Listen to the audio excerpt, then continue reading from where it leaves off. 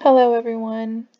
So, this recording is to talk through the policy report example that I've posted online, and hopefully to give you useful and specific guidance that you can use as you go forward to write your own policy report for the second assessment for our Corruption in Public Policy unit. I mentioned this before several times, but policy reports haven't been assigned yet in our Masters of Public Policy, not for any of the units. So you guys are the first to write these, and because of that, in Corruption in Public Policy, this is the first year we're running this unit specifically, so because of that, I didn't have examples from students who have written successful policy reports that I could point you towards. Instead of having those examples, I thought that it might be useful if I had to go and wrote a policy report that satisfies all the requirements of your assessment, and so that you can use it as a template or really an example to draw on. So I'll talk through this example, but I'll try to draw out other lessons and tips that hopefully you'll find useful going forward. So let's just look at the policy report in general. So as you can see, I put some effort in here towards making it visually appealing, and this is something that was highlighted in the PowerPoint presentation on policy reports. So I should have said this initially. So ideally, you would have already watched the PowerPoint presentation recording that I've made around policy reports in general, which gives some context as to why policy reports are good and useful tools, what their kind of main generic elements are, and there was some discussion there about how you would apply those within this specific assessment. So now, given what that's been discussed, I'm just going to talk through what is required of you specifically in the assessment and how how it looks, how those requirements look in this example. So in the PowerPoint presentation where I discuss policy reports in general, one of the tips really was that policy reports or briefs should look visually appealing. So I've put some effort into that here. I do want to make it crystal clear, very clear to everybody, that you will not be assessed on how visually appealing your policy brief is. If you choose to put effort into that, or if you do not choose to put effort in that, you will not get higher marks for putting effort into it, and you will not be discounted on how unappealing your policy brief is. Instead, it's the text that you're submitting that you will be assessed on. So just to make that very clear, I think visually. So I think if I was in your position, and if I had time and interest in doing it, I might put the effort in to make it visually appealing. But I don't want anyone to think that if you do or do not do that, your mark will reflect that. Your mark has nothing to do with how your policy brief looks.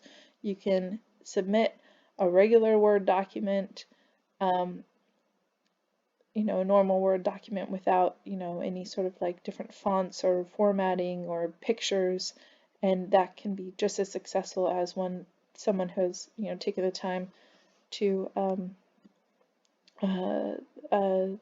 format things visually. But the elements are just the same in here and as to what you are required.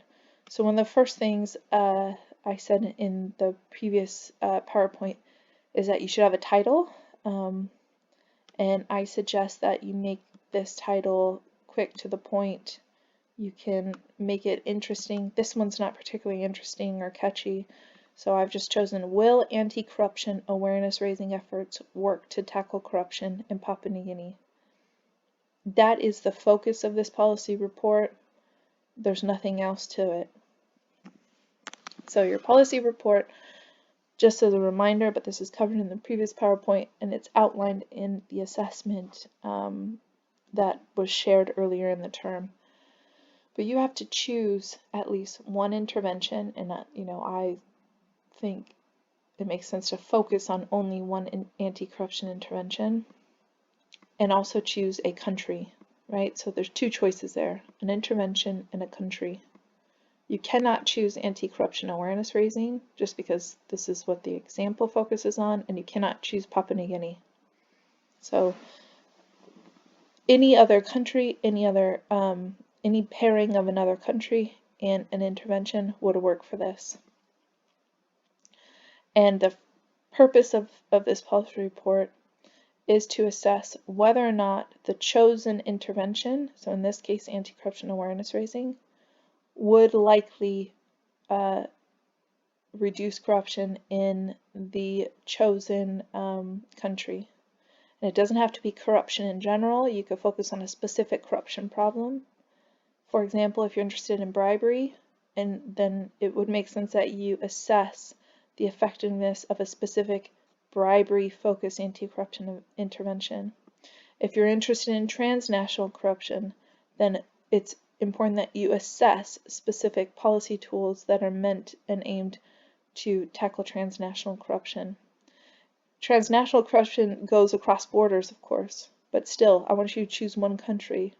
So if it's transnational, I want to look at transnational corruption, or as an example, one intervention that's focused on transnational corruption is asset recovery. So if you want to assess the effectiveness of asset recovery, you can look at that to tackle transnational corruption, which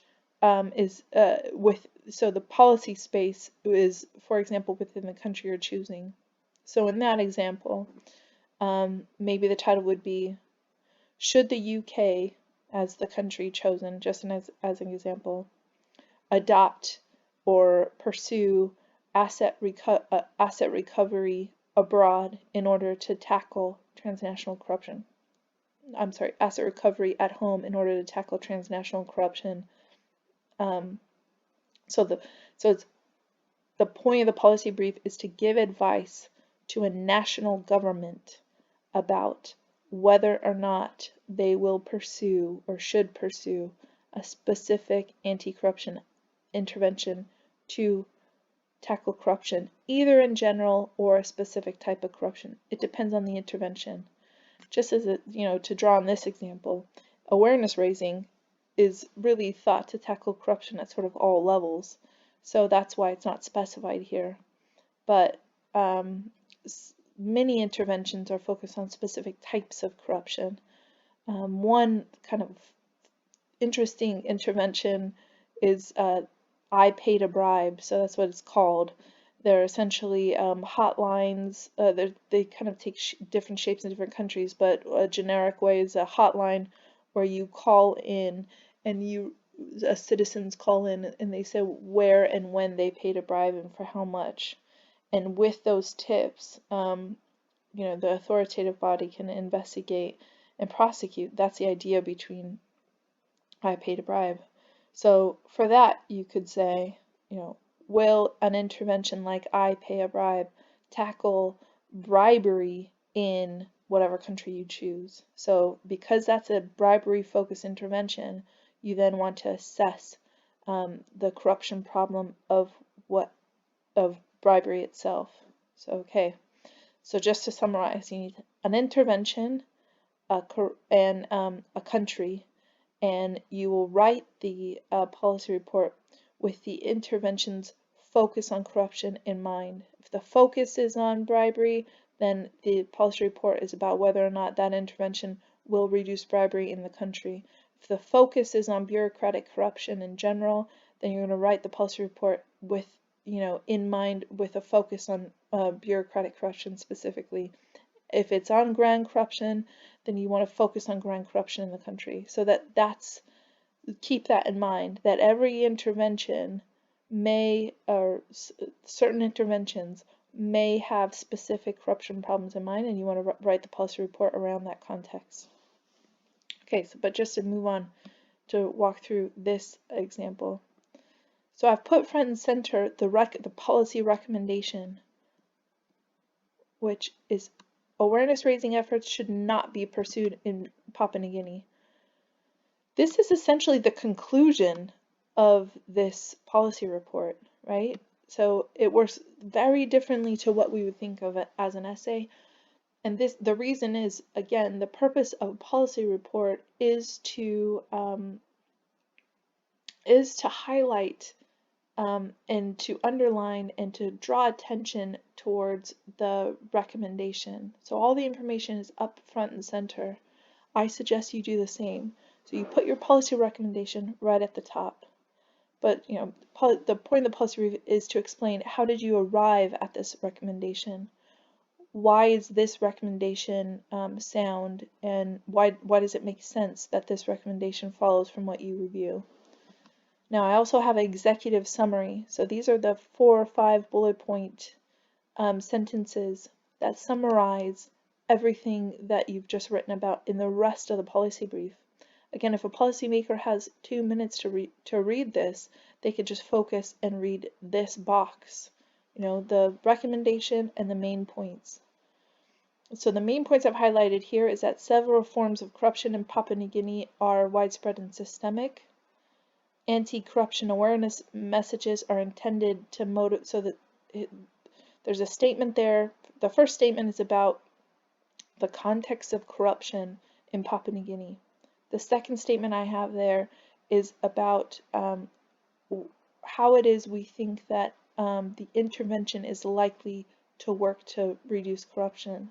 So I have there that anti-corruption awareness messages are intended to motivate citizens to resist and fight corruption. So this is a citizen-focused intervention. The third sentence I have summarizes in one sentence sort of what is known about how effective awareness-raising campaigns are. So I write, it's received little policy academic attention and little is known about the effectiveness of awareness-raising campaigns. I mentioned this in something like this in the PowerPoint that I recorded about policy briefs. It might be the case that the intervention you choose, that there's very little evidence about whether or not it is effective in other contexts, or even specifically in the country you choose. That's fine. So the policy brief is to outline to policymakers, look, not much is known. That is also useful information. So don't feel worried if you can't find lots of journal articles or even policy evaluations or gray papers. Don't be worried if you can't find a big body of research around a specific intervention. But it's about looking for it in several different types of avenues, and then including academic space like academic journal articles. Has anyone worked on this specific policy intervention area in their academic work? If they have, and you want to read the few articles that are on that.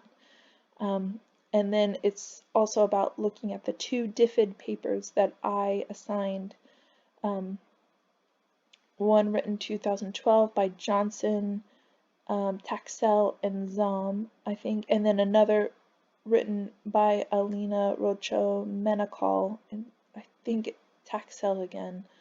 But anyways, there's 2 DFID papers, and these DFID papers are so useful because they summarize what was known at the time about about a slew of the most commonly used anti-corruption interventions. So they say how they're expected to work, and they do a good job saying whether or not there is evidence, how strong the evidence is. So really use those papers. They're so useful for this exercise specifically. So then the third main point I highlight is notes. The third and fourth is notes on the theories themselves. So I'll get to that specifically because I want to spend some time on that when we review the text. If you're putting work into the visual appeal of your policy brief or not, use subtitles, like tons of them. It's so useful in general in your writing, but especially in a policy brief. It's really advised that you use to the point short subtitles And it's important because it's able to draw policymakers' attention. They can easily skim things. This is really a skill. You need to think through the lens of someone who's very busy, and don't assume that they know anything about the issue, right? So if I'm an expert on Papua New Guinea and corruption in Papua New Guinea, but I've got limited time, I might skip this section. That's fine. That's good. You've just let me skip it, but go straight. But I don't. Let's pretend I know nothing about anti-corruption awareness raising. Well, I would maybe skip this because I know Papua New Guinea so well, but then I would focus on this. So that's the purpose. I would focus on anti-corruption awareness raising, and skip maybe this section. That's the purpose of subtitles. It's to let policymakers decide what bits they read, what bits they don't read. So the first kind of section that I have in this policy brief, and feel free to adapt this to your own needs, right, is I'm summarizing sort of the corruption context within the specific country. So you've chosen one country and you want to summarize the corruption context. Again, if your intervention focuses on reducing bribery, then perhaps I would suggest that this section you write focuses on bribery, what is known about bribery in the country itself. If your intervention focuses on grand corruption, what is known about grand corruption in that country itself, right? So that's what this section is, this initial sort of section should be on. It's on the context of corruption within the country you've chosen. So you feel free, read this example, but essentially here it says that corruption is widespread. It's widely believed to impact sort of every level. It has a couple short sentences on anti-corruption within the country, sort of some of the problems with anti-corruption, and it just gives, the aim of it is to give an overall picture about corruption and anti-corruption within Papua New Guinea itself. So it gives some background information about the country and corruption within the country. A good place to look for this type of, or material for this, is those U4 help desk reports. Now we've gone through those a couple times within the class, but there are several countries for which they have summarized policy brief type documents that explain what is the corruption and anti-corruption context in the country. Some of them are outdated, but corruption patterns tend not to change drastically over time, so there still could be lots of useful information for you to use if the country you have chosen is covered by one of those help desk reports. So go on to, now that it's recording my whole screen, I could do this for you. So we go to U4's website, right? Corruption, and just as off the top of my head, Guatemala, right? I don't even know why I chose Guatemala, but random country. So I'm looking at that in, why isn't it searching?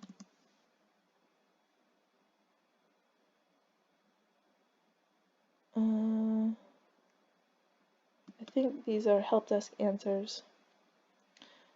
Well, I don't know why it's not searching. Maybe the website's stuck or something. But just here's a help desk answer. For example, here's a publication, Corruption in Pakistan. So if I were to download that, it would summarize sort of what is the corruption situation in Pakistan itself. Overview of corruption in Uganda, overview of corruption in Tanzania. This is what I mean. They don't have every country. Overview of corruption, anti-corruption in Kyrgyzstan, Bangladesh, Palestine. These are under U4 Help Desk Answers, and it's at the U4 website for Anti-Corruption Resource Center. So really useful. I mean, a very strategic student would look at what countries they have information for and choose one of those countries, right? But this isn't the only place you can get information on corruption, the country level. There's country reports all over the place. But U4 is very reputable. It's something that you can, let's see if we can open one of these. I don't want to spend too much time sort of like doing this, but I don't know why the website's stalling. Oh, it's not. I'm just impatient. Alright, so this is what it looks like. Look at it. Does this look familiar? It's a policy brief, essentially. Here's the query they got. Please provide an overview of the nature and impact of corruption in Kyrgyzstan. What legal and institutional frameworks are available to address corruption? Right? So they have here's all their very useful subtitles. Overview of corruption in Kyrgyzstan.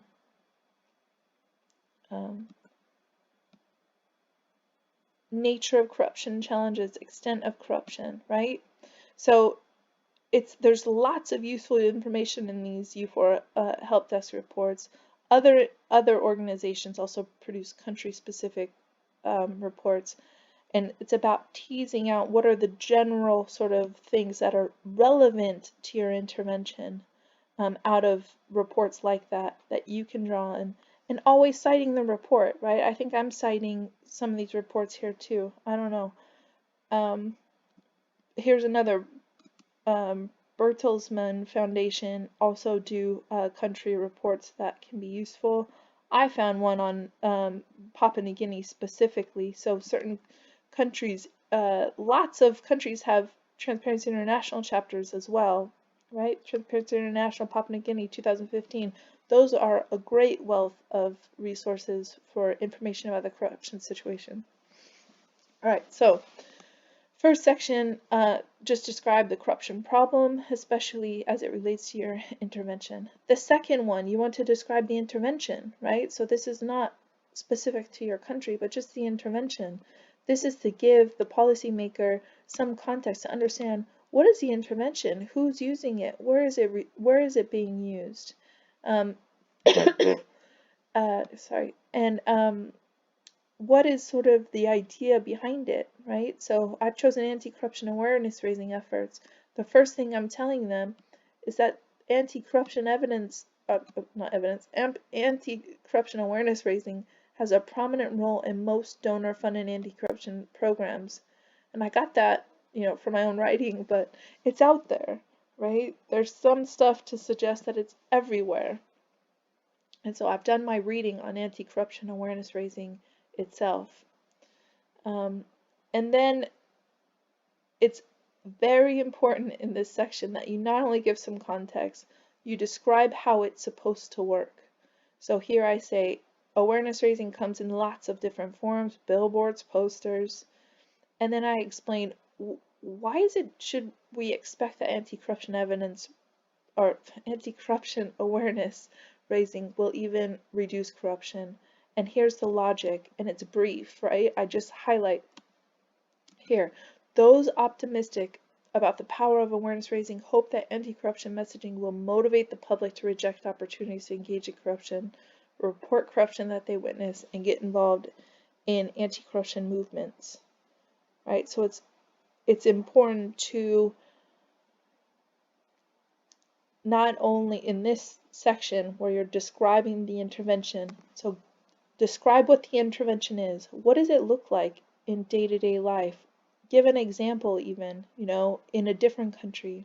As an example, I could have put in here, in 2013, Côte d'Ivoire the Côte d'Ivoire Anti-Corruption Commission erected 26 billboards across the capital to raise awareness to the issue of corruption. So it's just about giving some insight. This is what the intervention looks like.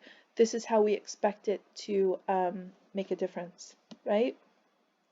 The next section is focused here. Again, I just want to make this clear before I describe sort of what I did in the next session. This structure you are more than welcome to adapt for yourself, where you start with a description of context, and then you start with then you move on to describing intervention itself, and then you focus on evidence around the effectiveness of the intervention. You can adopt the exact same structure that I have here. You're more than welcome to. You're also welcome to think a bit sort of out of the box and creatively about what structure you want to choose. But you won't be penalized if you follow what I've done here. Not at all.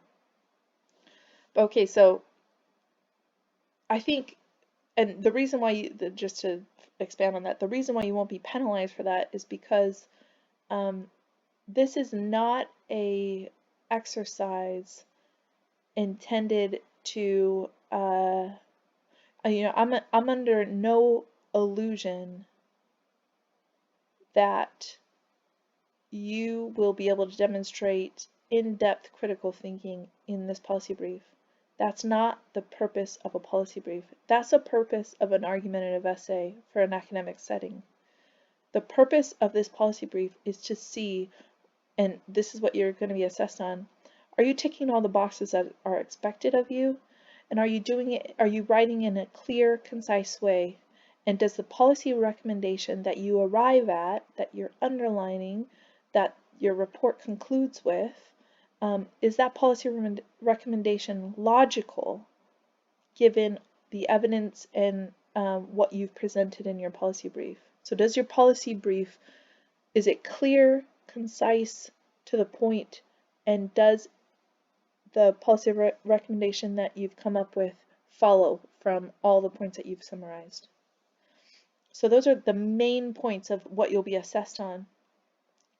Writing style, referencing, it's all still important, but that's sort of the difference between a regular essay and the policy brief for this second assessment. Okay, so given that, so the next section in this policy brief is evidence around anti-corruption awareness raising. And the subtitle summarizes sort of the whole message of this section, that the evidence is lacking, right? There's not that much evidence. And that, like I said, that's fine. Don't freak out that you can't find, evidence or reports of evaluation of a specific program. There's lots of interventions for which the evidence is lacking. Again, go to Johnson, Taxell, and Zom's report that's assigned on the reading list, or Lena Rocha-Menacal's report. Those are the two different papers that summarize all the evidence that's sort of out there on anti-corruption awareness raising. They're a bit dated, right? Johnson, Taxell, and Zom wrote in 2012, but not much has been written since. And so you want to take what they say and then search around to see if anything new has been done on your specific intervention. And they cover loads of interventions. If your intervention's not covered, that's fine. Just look for other policy evaluations of your specific intervention and look for journal articles. If you can't unearth much, then that's okay too. So I'll describe, because not much is written about anti-corruption evidence raising, anti-corruption awareness raising. So you want to put in all these sections, put the main points up front and center. So I start the section. Despite the investments made into anti-corruption awareness raising, little is known about its effects. So I describe sort of support for the notion that little has been known. So there's been this, the chief communications advocate of advocacy for the UNODC, he writes in his work that evidence on the effectiveness was hard to pin down. Also, Johnson, Taxell, and Zom say that there's little evidence on the effectiveness of anti-corruption awareness raising. However, though there might not be evidence specifically on the intervention you were specifically looking at, you can still point to and review literature that may help sort of guide our understanding of whether or not the intervention you're looking at might be effective. As an example, here I write, a handful of scholars have researched how messages about corruption influence attitudes and behavior, but these are mainly focusing on voting patterns, right? So this is this section. I describe what they do, and I say very frankly, because the focus of these studies have been on voting patterns, little can be learned about them about awareness raising efforts. So it's about giving your reader some notion, look, there is some academic work kind of on this topic, but the reason why it's not that useful for the purposes of assessing the intervention you've chosen is X, Y, and Z. So it's just fleshing that out so that the policymaker goes, okay, they've really done some reading, and it is clear that there's been some stuff sort of on the margins in this example, but it's not directly applicable to looking at the effectiveness from this intervention. And then it's about having a critical take on anything that has been done on the intervention itself. So my work in the past has looked at anti-corruption awareness raising efforts, and I summarize what's been done, what I did, what the findings were, right? But I also, throughout this discussion, note where the limitations are. Most academic papers are limited in their ability to say whether or not a specific policy will work. And that's because academic studies are limited innately, right? So they have to follow ethical procedures, which limits they have to follow ethical procedures which limits the kind of questions you can ask, the type of research you can do. They're usually limited on a time scale. So for example, the study here on awareness raising that I did only exposed people to a message in a single day, but usually people are exposed to like a billboard over weeks, if not months. So it's just about thinking through what's been done, what's related to your intervention that has been done research-wise, and whether or not you can come to a sound conclusion about effectiveness of that intervention given sort of the limitations of the evaluations and research that's out there on this topic. This is where your real critical thinking comes in, or where you can demonstrate it, and it's expected that you would demonstrate it. So this is a critical look at what's been done. And yeah, so this section is essentially where you're expected to demonstrate a critical reading of the evidence and literature around the specific intervention you've chosen.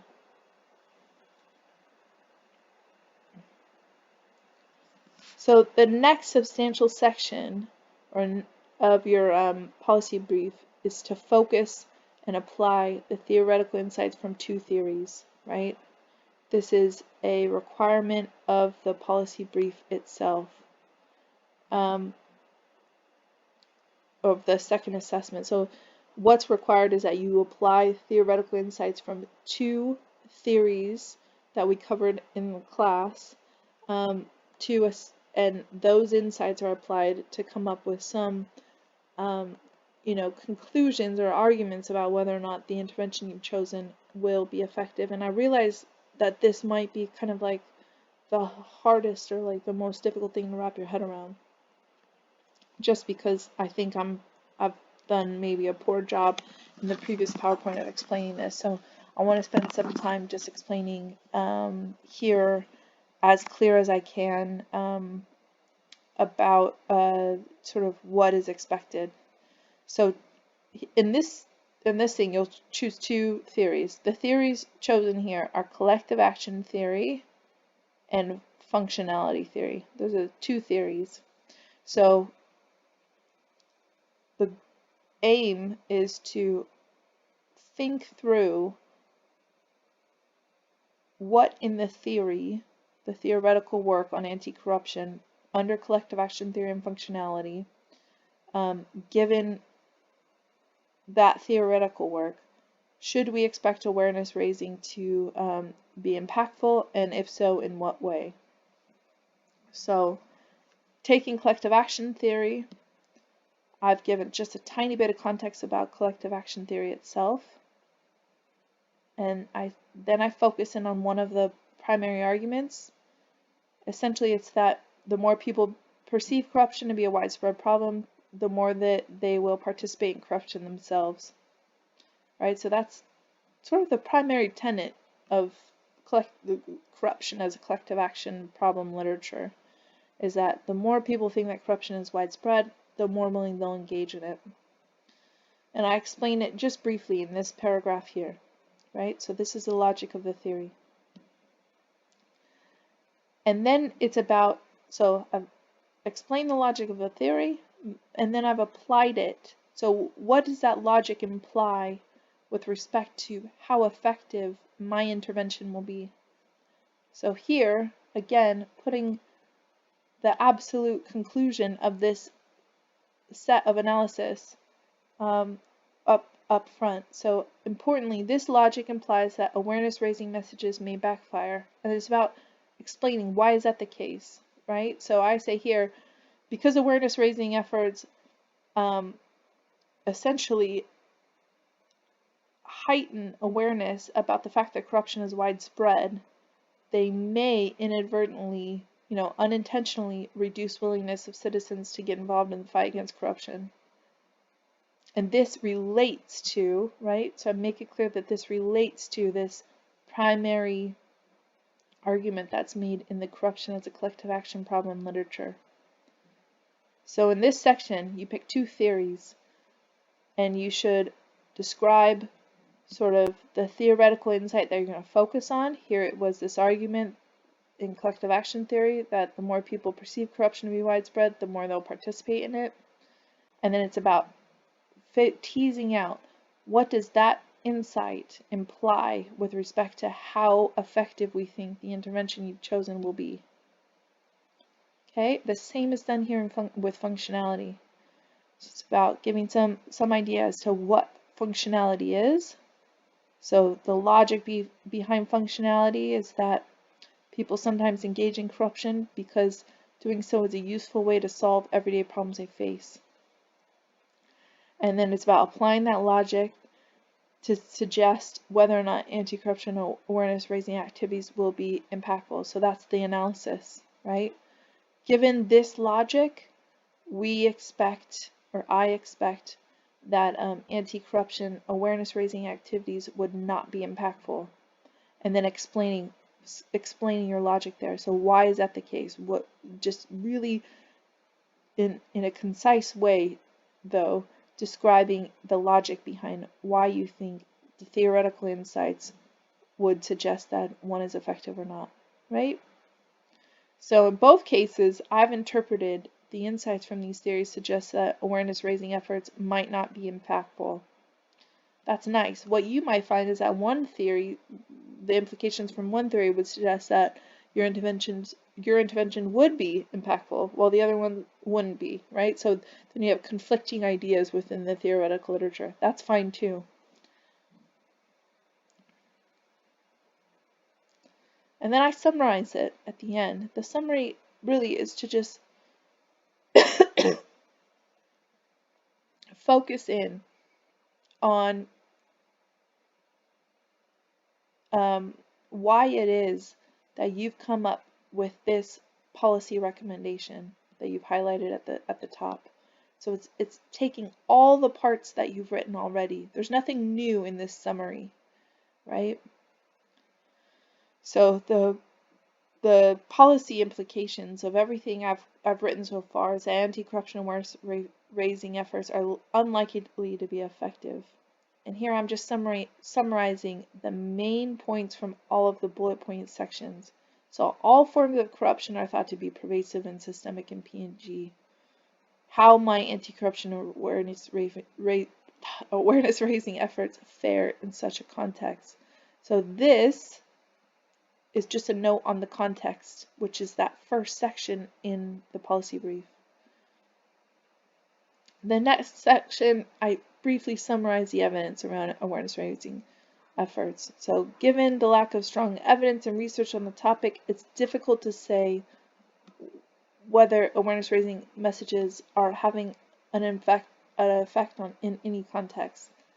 And then I just very briefly summarize the insights from these two theories, right? Collective action theory suggests that it won't be impactful or could even backfire, while functionality suggests that awareness raising efforts might not be impactful at all, right? So then what I expect in this summary is that you have teased out the main points from each of the sections to make it very persuasive, the policy implication here. So I hope that that's really clear. I can't think of anything else here that would be useful. Just note though, look at all these references, right? Loads for such a small piece of work. Yours might have even more. Remember, this was a policy intervention that doesn't have much by way of evidence of effectiveness. If you choose a policy intervention that has been studied a lot, like a lot of interventions within public financial management have been studied quite a bit, then I would expect even more resources because you need to cite them above. But the purpose of a works cited, especially within a policy brief, is that you were pointing the policymaker towards studies that they could look up for themselves if they feel like they need to or if they want to, right? So it's about pointing them to the studies that you are summarizing in a concise way. And I think that's it for this discussion, but I'm going to put up some more resources so that we can bounce ideas off of each other with respect to this assessment, because I want you guys to feel, as supported as you can in this kind of bizarre new situation and context we have all found ourselves in.